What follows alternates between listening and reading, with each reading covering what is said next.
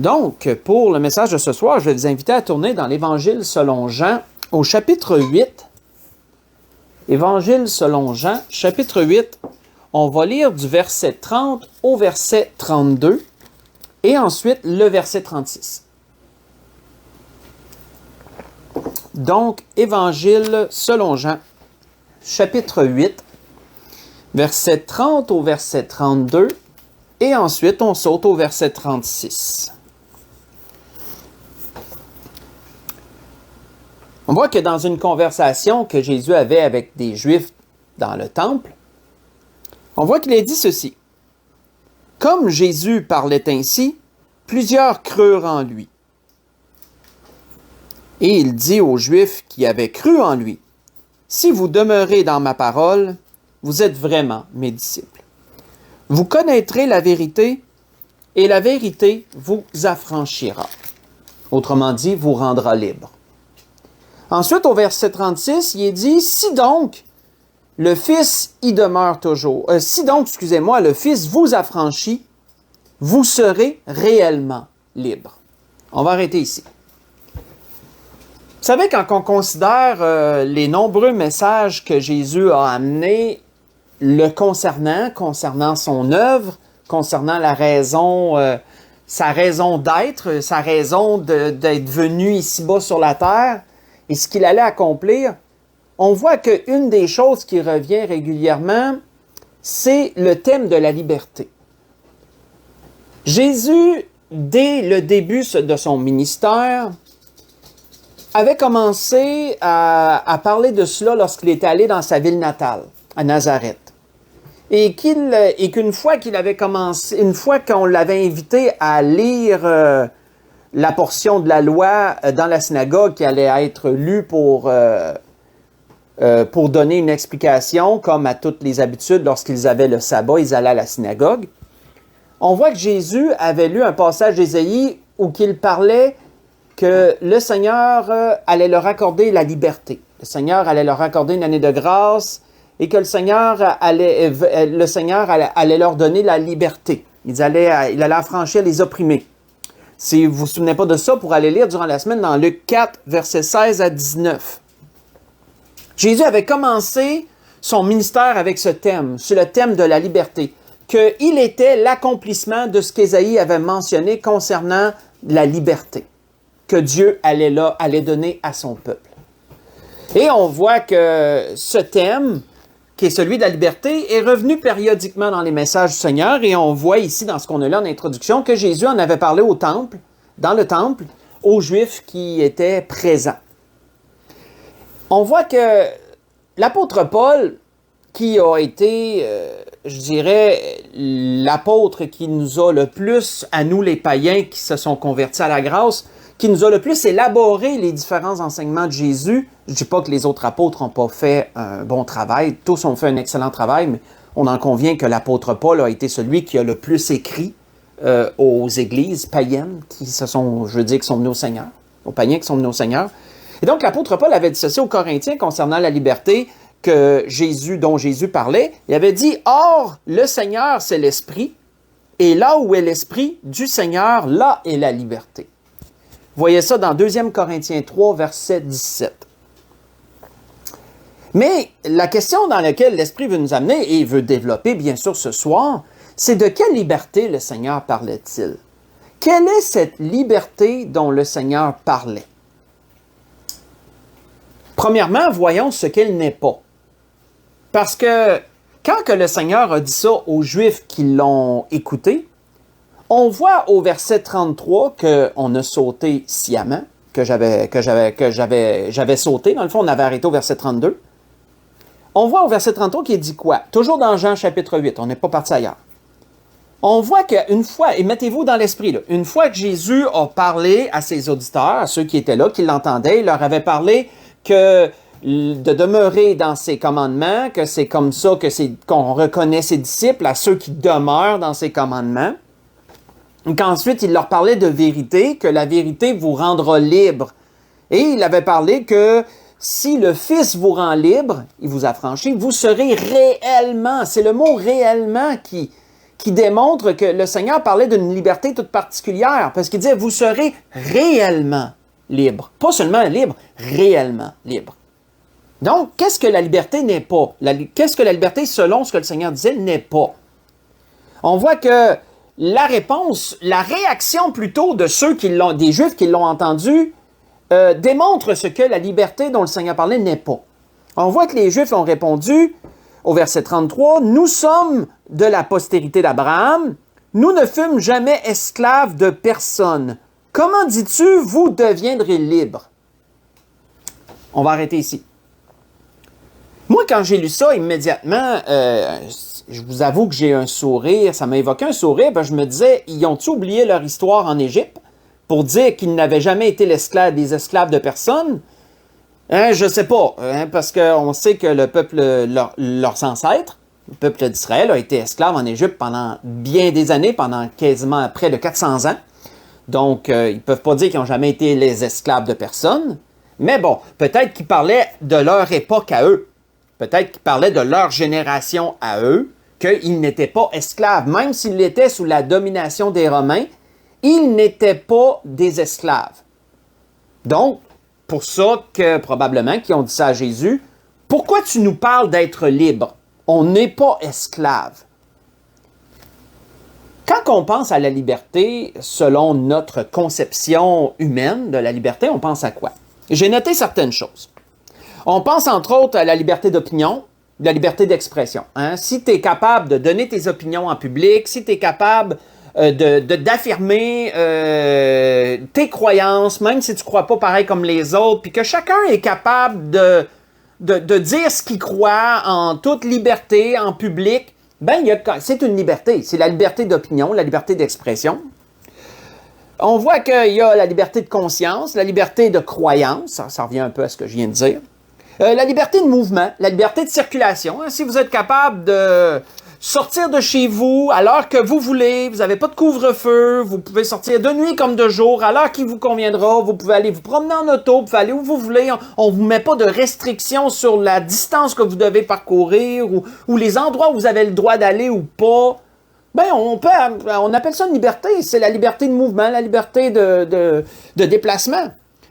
On peut avoir la liberté de possession. Hein. On a le droit de posséder les biens qu'on veut. Il n'y a personne qui va inspecter notre maison pour nous dire « Oh, ben, t'as un meuble de trop, t'as pas le droit de posséder plus qu'un meuble, mettons, t'as pas le droit de posséder 2 bibliothèques. » Il n'y a personne qui va venir nous dire ça. On a une certaine liberté concernant les possessions et tout. Quand on pense à la liberté, frères et sœurs, on pense à toutes ces choses et bien plus encore. Autrement dit, la conception humaine de la liberté, c'est que tu n'as aucune entrave en rien. Tu peux faire ce que tu veux, somme toute. On voit d'ailleurs que le dictionnaire donne une définition pas mal similaire à ça de la liberté. C'est la définition de base de la liberté qui dit que c'est l'état d'un être qui n'est pas esclave, qui n'est pas prisonnier, ni retenu en captivité, selon le dictionnaire. Donc, on voit que cette conception humaine de la liberté, ben, les Juifs qui ont entendu parler Jésus, ils l'avaient aussi. Et c'est pourquoi que leur réponse a été, je dirais, sur la défensive. Parce que quand on voit le verset 33, on peut déceler une certaine défensive face aux paroles de Jésus, puisqu'ils lui ont dit cela, puis après ça, ils ont dit « Pourquoi tu nous parles d'être libre? On n'est pas esclave de personne. » Donc, frères et sœurs, on voit ici la liberté selon la conception humaine, et ils ne comprenaient pas les paroles de Jésus. Mais pourquoi disons-nous que la liberté dont Jésus parlait n'était pas celle-là? La liberté dont Jésus parlait n'était pas la liberté de mouvement, n'était pas la liberté qui fait que tu peux faire ce que tu veux. Quelle était cette liberté? Bien, on le voit dans le verset 34 et 35. « En vérité, disait Jésus, en vérité, je vous le dis, leur répliqua Jésus, quiconque se livre au péché est esclave du péché. Or, l'esclave ne demeure pas toujours dans la maison, le Fils y demeure toujours. » Et de là, au verset 36, qui disait, « Si donc le Fils vous rend libre, il vous affranchit, vous serez réellement libre. » Donc, on voit que la liberté dont le Seigneur parlait n'était pas une liberté du point de vue physique. C'était une liberté au niveau spirituel, un niveau beaucoup plus élevé. C'était une liberté au niveau spirituel, au niveau intangible. C'était la liberté concernant le péché. Le Fils, selon ce que Jésus dit, a le pouvoir de nous libérer du péché.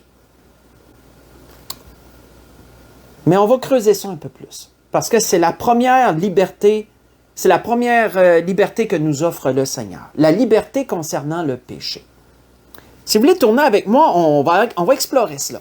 Dans Romains chapitre 6, Romains chapitre 6, on va lire du verset 1 au verset 7. L'apôtre Paul a élaboré énormément sur la liberté en Christ, en Jésus-Christ. Et donc, la plupart des écrits qu'on va voir ce soir, c'est Paul qui nous les a livrés. Dans Romains chapitre 6, si on lit du verset 1 au verset 7, puis ensuite on va sauter au verset 16 et au verset 17 pour un peu conclure cette première lecture de l'apôtre Paul aux Romains. Donc, dans l'Épître aux Romains, chapitre 6, verset 1 au verset 7, concernant cette première liberté que le Seigneur nous offre, qui est la liberté concernant le péché. Que dirions-nous donc, disait Paul? Demeurerions-nous dans le péché, afin que la grâce abonde? Loin de là. Nous qui sommes morts au péché, comment vivrions-nous encore dans le péché? Ignorez-vous que nous tous qui avons été baptisés en Jésus-Christ, c'est en sa mort que nous avons été baptisés. Nous avons donc été ensevelis avec lui par le baptême en sa mort, afin que, comme Christ est ressuscité des morts, par la gloire du Père, de même nous aussi, nous marchions en nouveauté de vie. Hein, comme on le rappelle souvent, une parenthèse que je vais ouvrir et refermer ici, le baptême représente la mort et la résurrection du Seigneur. C'est une représentation de ce que Jésus a traversé. Comme Jésus est mort, a été enseveli, 3 jours après est ressuscité des morts, le baptême démontre premièrement cette mort que le Seigneur a vécue et cette résurrection. Les eaux symbolisant l'ensevelissement. Et le Seigneur de rappeler également à travers cette image que l'apôtre Paul, rappelait à travers cette image que le baptême, c'est un engagement. C'est un engagement à diriger ta vie, à vivre selon les voies de Dieu. C'est pourquoi il terminait le verset 4 en disant « De même, nous aussi, nous marchions en nouveauté de vie. » Qu'autrement dit, celui qui passe à travers les eaux du baptême, celui qui est enseveli dans les eaux du baptême et qui ressort des eaux du baptême, est une nouvelle créature. Comme l'apôtre Paul le disait à un autre endroit, aux Corinthiens. Les choses anciennes sont passées, voici toutes choses sont nouvelles. C'est une nouveauté de vie, c'est une nouveauté de marche, de façon de diriger ta vie, selon les voies du Seigneur. Donc, je referme cette parenthèse. Au verset 5, il est dit en effet, « Si nous sommes devenus une même plante avec lui par la conformité à sa mort, nous le serons aussi par la conformité à sa résurrection, sachant que notre vieil homme a été crucifié avec lui, afin que le corps du péché soit détruit, pour que nous ne soyons plus esclaves du péché.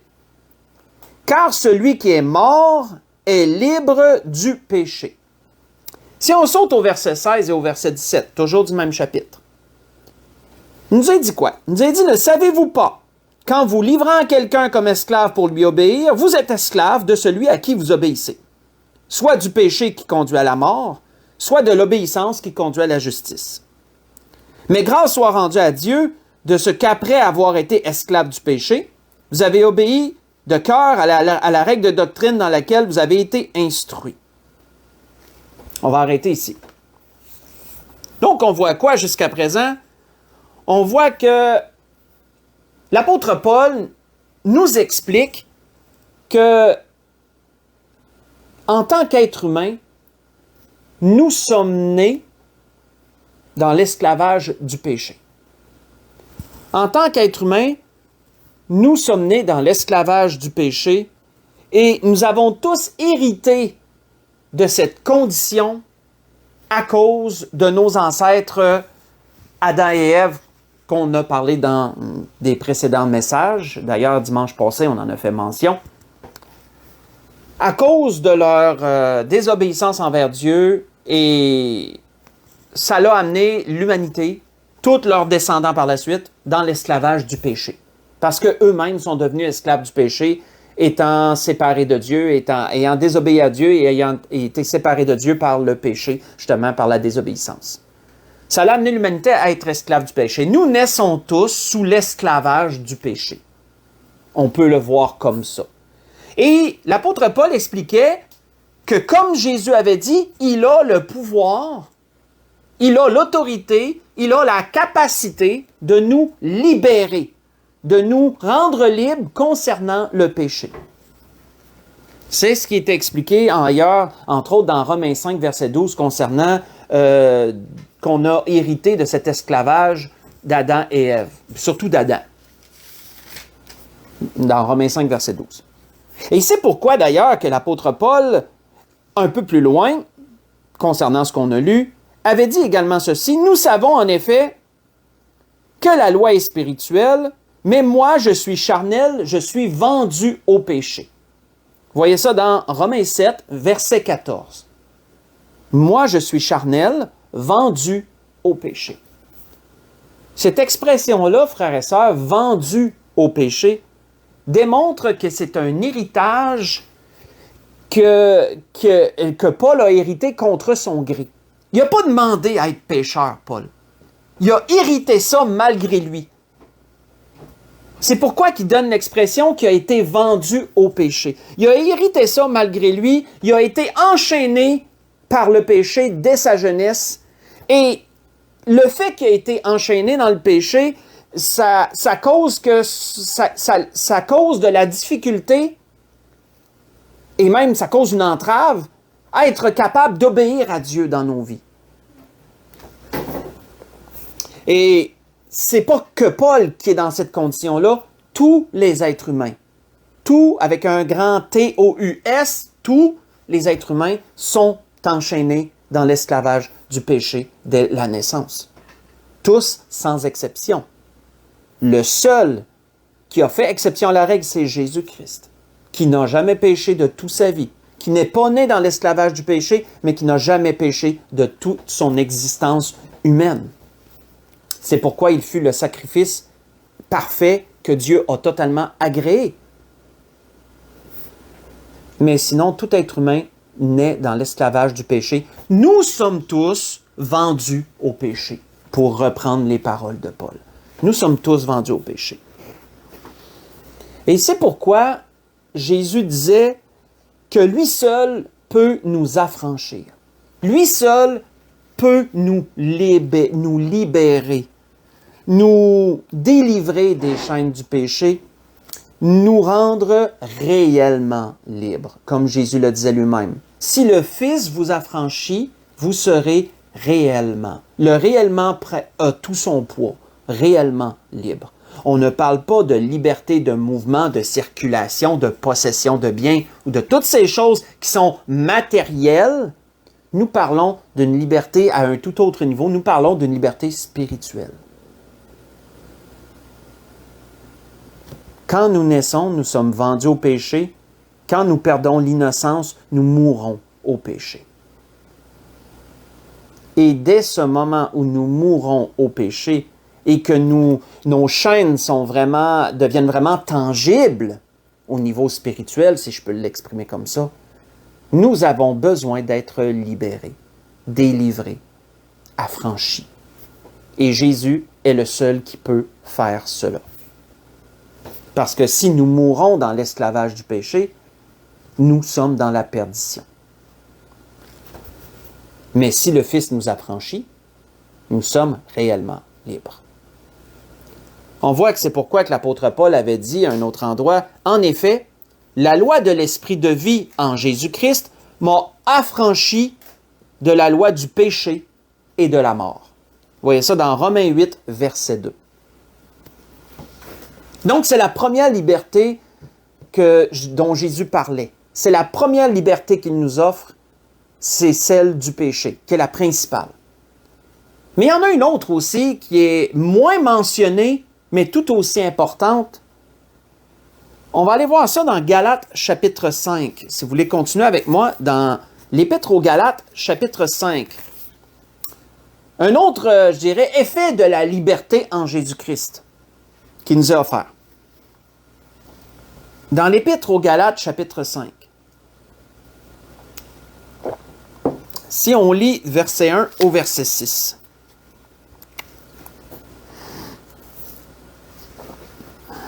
Galates chapitre 5, verset 1 au verset 6. L'apôtre Paul, dans toutes ces choses qu'il voulait expliquer aux Galates, commence le chapitre 5 en disant « C'est pour la liberté que Christ nous a affranchis. Demeurez donc fermes et ne vous laissez pas mettre de nouveau sous le joug de la servitude.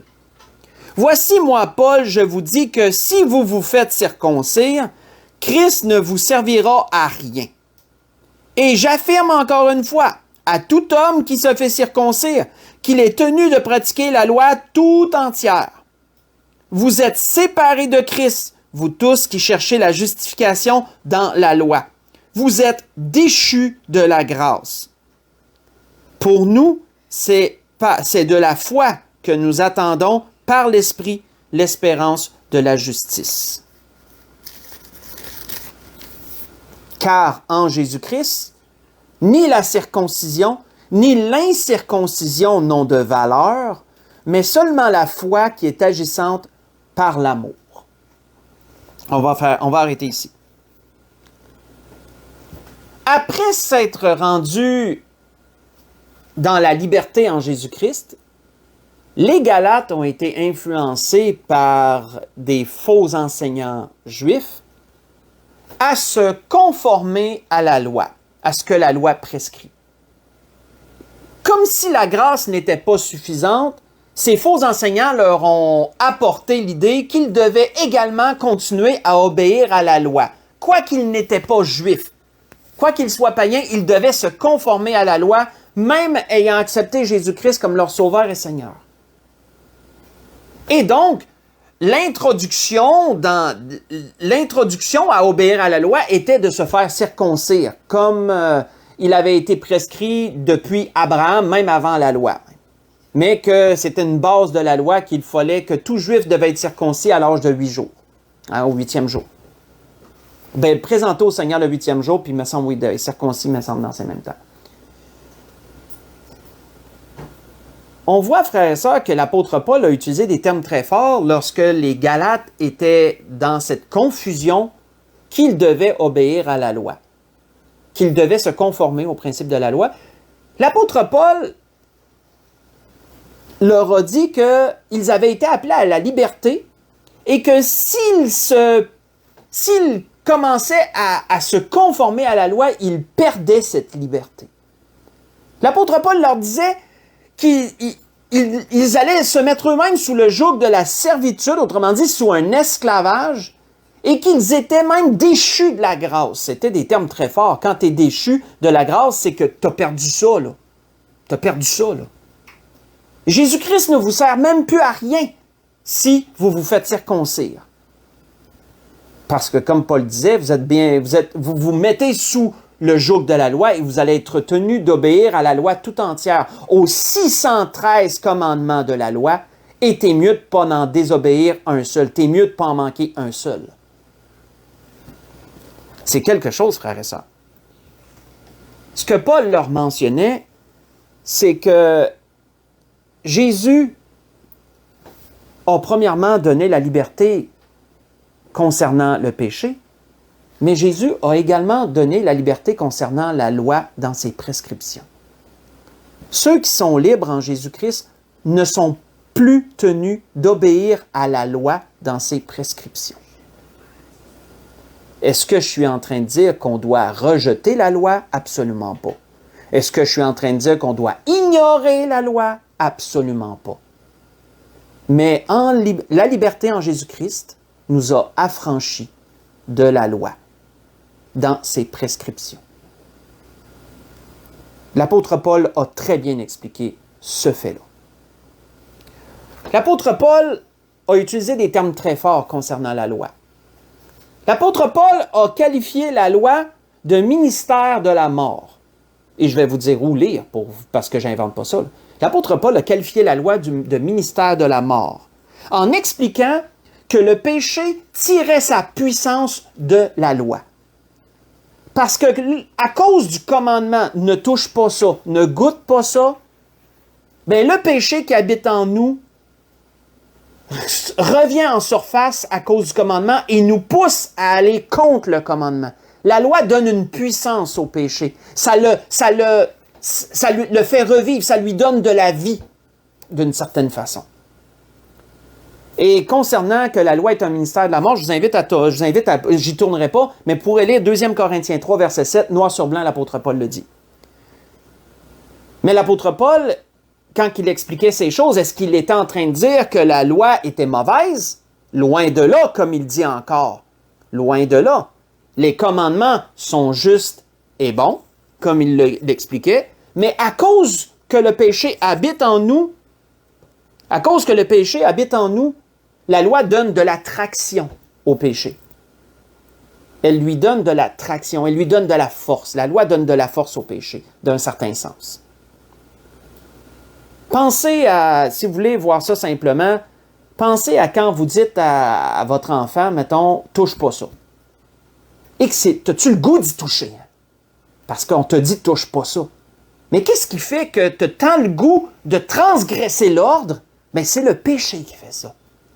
Quand il y a un commandement, ça donne de l'essence au péché. Ça donne du gaz au péché parce qu'il te pousse à transgresser l'ordre qui t'a été donné.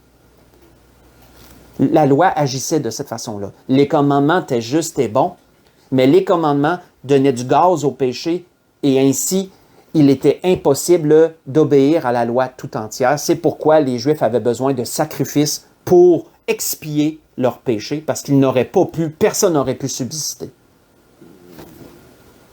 L'apôtre Paul expliquait ça dans Romains 7, versets 7 à 13, si vous l'allez lire. On voit que Paul leur dira, même d'ailleurs ailleurs, que la puissance du péché leur provient de la loi. La puissance du péché provenait de la loi. Vous voyez ça dans 1 Corinthiens 15, verset 56. Toutes des choses qui sont noir sur blanc que je vous ai citées là. Quand on les comprend bien. Il faut les comprendre bien. Comme je le répète, l'apôtre Paul ne disait pas que la loi était mauvaise. Elle venait de Dieu, la loi. Tous les commandements venaient directement de Dieu, donnés à Moïse au mont Sinaï.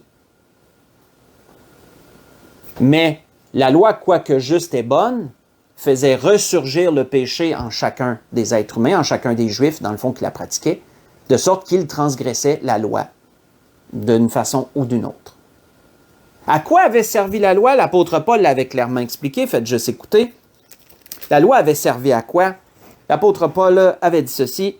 La loi est-elle donc contre les promesses de Dieu? Loin de là. S'il avait été donné une loi qui puisse procurer la vie, la justice viendrait réellement de la loi. Mais l'Écriture a tout renfermé sous le péché, afin que ce qui avait été promis soit donné par la foi en Jésus-Christ à ceux qui croient. Avant que la foi vienne, nous étions enfermés sous la garde de la loi, en vue de la foi qui devait être révélée. Ainsi, la loi a été comme un pédagogue pour nous conduire à Christ, afin que nous soyons justifiés par la foi. La foi étant venue, nous ne sommes plus sous ce précepteur, sous ce pédagogue. Car vous êtes tous fils de Dieu par la foi en Jésus-Christ. Vous tous qui avez été baptisés en Christ, vous avez revêtu Christ. Ce que je vous ai lu, c'est dans Galates encore, chapitre 3. J'ai lu du verset 21 au verset 27. Et donc, quand on comprend tout ce qu'on vient de voir jusqu'à présent, frères et sœurs, nous comprenons que nous n'aurions pas pu être libérés du péché sans être également libérés de la loi. Ça, c'est très profond. Nous n'aurions pas pu être libérés du péché sans être également libérés de la loi. Car si nous aurions été libérés du péché, mais que nous étions encore esclaves de la loi et dans ses commandements, nous aurions recommencé à pécher. Mais étant libérés du péché, nous sommes également libérés de la loi. L'un vient avec l'autre, en d'autres mots. Comme je vous l'ai mentionné, ceci n'efface pas la loi. Ceci ne fait pas que la loi n'est pas importante. Ceci ne fait pas qu'elle doit être rejetée ou ignorée. Mais que les païens qui se convertissent au Seigneur, qui sont nés de nouveau en Jésus-Christ, païens ou juifs, tous ceux qui sont nés de nouveau en Jésus-Christ, n'ont plus à obéir à la loi dans ses préceptes. On n'a pas à se faire circoncire. On n'a pas à observer tous les rites que la loi prescrivait, ni les nouvelles lunes, ni les sabbats, comme il est dit à un autre endroit. Cela était l'ombre des choses à venir. Je cite exactement ce que Paul a dit aux Colossiens pour ça. On voit que,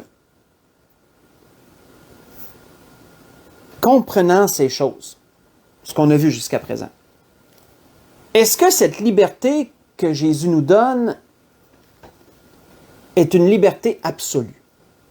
Est-ce que cette liberté que Jésus donne à ceux qui viennent à lui est une liberté absolue qui leur permet de faire absolument tout ce qu'ils veulent alors? Si tu es libre à l'égard du péché, tu es libre à l'égard de la loi, est-ce que ça veut dire que, hey, fais ce que tu veux? Est-ce que c'est ça que ça veut dire? Bien, dans Galates chapitre 5 toujours, si on saute au verset 13, un peu plus loin, si on saute au verset 13, verset 13 au verset 15, qu'est-ce qu'il nous y est dit? Qu'est-ce que l'apôtre Paul disait aux Galates? L'apôtre Paul leur disait, « Frères, vous avez été appelés à la liberté. Seulement, ne faites pas de cette liberté un prétexte de vivre selon la chair. Mais rendez-vous par amour serviteurs les uns des autres. Car toute la loi a été accomplie dans une seule parole, celle-ci, tu aimeras ton prochain comme toi-même. Mais si vous vous mordez, vous vous dévorez les uns les autres, prenez garde que vous ne soyez détruits, les uns par les autres. » Donc, l'apôtre Paul a dû également rappeler aux Corinthiens que la liberté que Christ offre n'est pas une liberté absolue qui te permet de te vautrer dans le péché, de vivre comme ta chair le désire, comme tu l'entends en tout. Ce n'est pas ça. Ce n'est pas cette liberté-là que le Seigneur nous donne. La liberté qu'il nous donne sur le péché et sur la loi n'est pas un passe-droit. Ce n'est pas un passe-droit à vivre selon la chair. L'apôtre Paul a dû rappeler cela aux Galates, parce que ça leur aurait pu amener cette confusion. L'apôtre Paul leur mentionnait plutôt que la liberté en Jésus-Christ va nous porter à nous soumettre volontairement à Dieu et à rechercher la sainteté. Vous voyez ça dans Romains 7, versets 19 à 23. Pour parvenir à la vie éternelle. C'est ce à quoi la liberté qui est en Jésus-Christ va nous amener. Ça va nous amener, elle nous amènera à se donner volontairement à Dieu. C'est une loi d'amour. C'est une loi d'amour qui est mue par le devoir d'obéir à notre Créateur et à notre Sauveur Jésus-Christ. La foi en Jésus-Christ, c'est une loi d'amour qui nous porte à se soumettre à Dieu volontairement, à s'offrir volontairement à Dieu et à accomplir sa volonté, ce qu'il nous demande, ce qu'il nous demande, de façon totalement volontaire. C'est à ça que la liberté en Jésus-Christ nous appelle. C'était ce que l'Esprit voulait nous rappeler ce soir, mais on n'a pas fini, parce que dans la conclusion, on va élaborer encore un peu, tout en ramenant tout ce qu'on a vu ce soir. On a vu ce soir le thème de la liberté. On a vu que le Seigneur a dit qu'à travers lui, il y avait une liberté que nous ne connaissons pas, que lui seul peut nous la donner. Et on a vu que cette liberté, c'est premièrement la liberté sur le péché. Que nous sommes tous esclaves du péché, nous sommes vendus au péché, nous naissons esclaves et si nous mourons sans Jésus-Christ, nous mourrons esclaves du péché. Et ces chaînes-là ne sont pas tangibles. On ne les voit pas, on ne les entend pas traîner par terre lorsqu'on marche quelque part, mais spirituellement, elles sont bien là. Lorsqu'on accepte Jésus comme notre Sauveur et Seigneur, ces chaînes tombent. Nous sommes libérés, nous sommes affranchis du péché, de la loi du péché qui mène à la mort. Est-ce que ça veut dire qu'on ne pêche plus? C'est sûr que non. On demeure quand même des pécheurs. Mais nous sommes lavés par le sang de Christ pour les péchés passés, présents et à venir. Donc, en Jésus-Christ, c'est pour ça qu'on est libre à l'égard du péché. Le sang de Christ nous couvre constamment sur tous les péchés qu'on fait. Sauf qu'entendons-nous bien, ceci n'est pas un passe-droit pour pécher volontairement. Nous devons toujours conformer nos vies au Seigneur et nous repentir des fautes qu'on commet. Et à travers notre repentance, le sang de Christ continue toujours, selon sa promesse, à nous laver de tout péché, de sorte que nous demeurons libres à l'égard du péché. C'est quelque chose de très profond. On voit que la liberté en Christ nous offre également la liberté de la loi, la liberté d'être libérés de la loi. Parce que ceux qui étaient sous la loi étaient esclaves de la loi. C'est pour ça que l'apôtre Paul a été si dur envers les Galates, parce qu'après avoir été à la liberté en Christ, il voulait à nouveau, ils voulaient se mettre sous le joug de la loi, parce qu'ils avaient été séduits par les faux enseignants juifs qui leur disaient qu'il fallait qu'ils fassent ça. Et là, c'est pour ça que l'apôtre Paul a été tellement dur avec eux sur ce point-là. Vous êtes libres, comment pouvez-vous vouloir vous esclavager de la sorte? Et l'apôtre Paul a expliqué comment que la loi a été simplement un pédagogue, un enseignant, un précepteur pour nous amener à Christ. Mais une fois que tu es en Christ, tu es libre à l'égard de la loi. Tu es libre à l'égard de la loi. Dans tous ces 613 commandements à pratiquer. C'est ce que nous avons vu ce soir concernant la liberté. Pour conclure, on va aller voir ce que Jacques nous dit dans Jacques chapitre 1. On va conclure là. Dans Jacques chapitre 1. Jacques chapitre 1, on va lire du verset 21 au verset 25 pour conclure. Et comme je vous avais mentionné, on va élaborer un petit peu sur la conclusion aussi. Parce que Jacques mentionne deux choses concernant la liberté ici qui sont fondamentales, qui englobent ce qu'on a vu. Dans Jacques chapitre 1, verset 21 au verset 25. Jacques disait, Jacques chapitre 1, verset 21 au verset 25, « C'est pourquoi, rejetant toute souillure et tout excès de malice, recevez avec douceur la parole qui a été plantée en vous et qui peut sauver vos âmes. Mettez en pratique la parole et ne vous bornez pas à l'écouter en vous trompant vous-même par de faux raisonnements. Car si quelqu'un écoute la parole et ne la met pas en pratique, il est semblable à un homme qui regarde dans un miroir son visage naturel et qui, après s'être regardé, s'en va et oublie aussitôt comment il était. Mais celui qui aura plongé les regards dans la loi parfaite, la loi de liberté, et qui aura persévéré n'étant pas un auditeur oublieux, mais se mettant à l'œuvre, celui-là sera heureux dans son activité. » On va arrêter ici. On voit que Jacques nous dit ici que la liberté, il qualifie la liberté avec deux choses importantes. Il dit que c'est la loi parfaite, et ensuite il parle de la loi de la liberté. La loi parfaite, la loi de la liberté. Cette loi donc, dont Jacques fait référence, c'est la loi de Dieu telle qu'elle a été accomplie en Jésus-Christ. C'est la loi parfaite. La loi parfaite qui accomplit les commandements et les prophètes, qui se résument en deux commandements. Tu aimeras ton Dieu de tout ton cœur, de toute ton âme, de toute ta force et de toute ta pensée. Et tu aimeras ton prochain commandement. Tu aimeras ton prochain comme toi-même. Excusez. En ces deux commandements sont accomplis toute la loi et les prophètes. C'est Jésus lui-même qui avait dit ça dans Matthieu 22, versets 36 à 40. La loi parfaite, c'est la loi que Dieu a accomplie à travers Jésus-Christ, c'est la loi de l'amour. Car Dieu a tant aimé le monde qu'il a donné son Fils unique afin que quiconque entend lui ne périsse point, mais qu'il ait la vie éternelle. C'est la loi de l'amour qui a été accomplie à travers Jésus-Christ. Et c'est sur cette loi que nous sommes maintenant.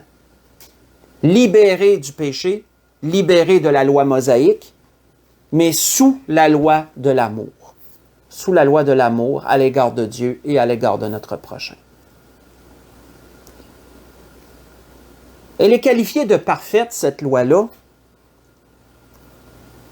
Elle est qualifiée de parfaite, pourquoi? Parce qu'elle accomplit, comme je l'ai mentionné, tout l'Ancien Testament. Elle accomplit tout ce que la loi et les prophètes ont dit. En ce premier point, elle est parfaite. Elle est liberté en Jésus-Christ parce que nous sommes libérés, on est libérés, comme je l'ai mentionné. Elle est liberté, c'est la loi parfaite, la loi de la liberté. Parce que nous sommes libérés du péché, libérés de la loi mosaïque. C'est pourquoi elle est la loi de la liberté aussi. Celui qui comprend ça n'aura pas, je dirais, de tourment en rapport avec le péché ou en rapport avec la loi mosaïque. Même si on est encore pécheur, et je ne suis pas en train de parler de ça à la légère, là. Je ne suis pas en train de dire c'est pas grave. On est tous pécheurs, c'est pas grave si vous péchez. Je ne suis pas en train de dire ça du tout, c'est grave. C'est grave. C'est pour ça qu'on conforme notre vie au Seigneur volontairement. Si tu es dans cette loi-là, si tu es dans la loi parfaite, tu vas aimer Dieu de tout ton cœur, de toute ton âme, de toute ta force et de toute ta pensée. Ça veut dire que tu vas vraiment consacrer ton être à lui, à lui obéir. Tu vas te soumettre à lui volontairement. Et en faisant cela, ça va restreindre de loin les péchés que tu vas commettre, de beaucoup. Et si tu en commets, tu vas être très repentant de ce que tu as fait. En cela, tu es libéré du péché. Le sang de Christ te couvre. Mais si quelqu'un essaye également de vous dire, bien, vous devez continuer, on doit continuer à obéir aux commandements de la loi. Tu dois te faire circoncire, tu dois obéir au sabbat, tu dois obéir à telle loi et à telle loi. Prenez garde. La Bible nous dit qu'on a été libéré à l'égard des commandements, à l'égard des prescriptions de la loi mosaïque. L'apôtre Paul a été très clair sur ces points. Également ça,